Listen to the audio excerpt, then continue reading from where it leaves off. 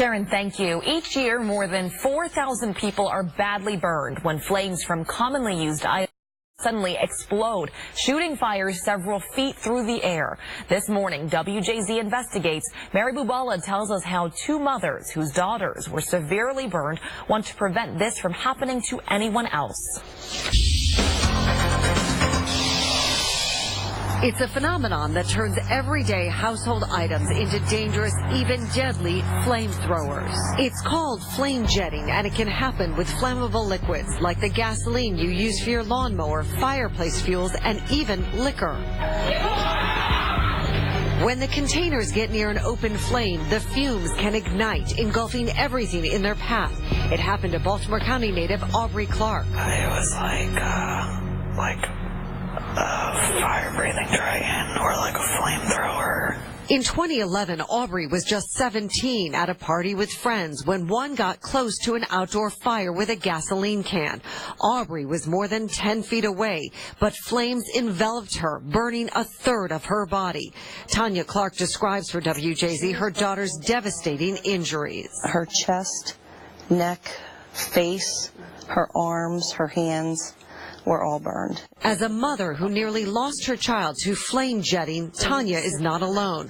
Margaret Lewis's daughter was also severely burned. She and her twin sister were roasting marshmallows. The fire had gone out after about 20 minutes, and they went to refuel it. When I heard this screaming and I ran outside, I saw my daughter on fire, like a fire log.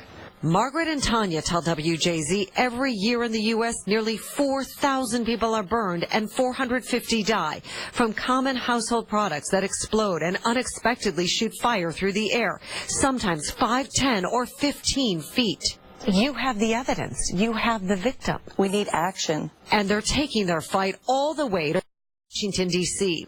A new bill introduced by California Congressman Mike Thompson and backed by Maryland Representative Dutch Ruppersberger would require manufacturers to put metal or plastic screens on flammable liquid containers. They are known as flame arresters, which block the fumes from escaping. All we're trying to do is to protect people from the gas vapors that come out and they ignite, and then all of a sudden it causes a lot of damage to human beings. We want these defective products to be made usable. It shouldn't be a bomb. If we put the protective barrier, the safety guard, back at the opening, 100% of the times they're safe to use. Who would sell a product that becomes a flamethrower or a bomb? Mary, this flame jetting is just so dangerous. I know, and it's something none of us have really heard of before until you see what we just saw. Right, and why is it taking so long to solve this problem, to fix it? Right, which we just saw. There's such an easy fix, but there's a pretty powerful lobby against this group of moms for whatever reason, but they are really determined to really get to these manufacturers, get legislation passed, so this easy fix is now standard.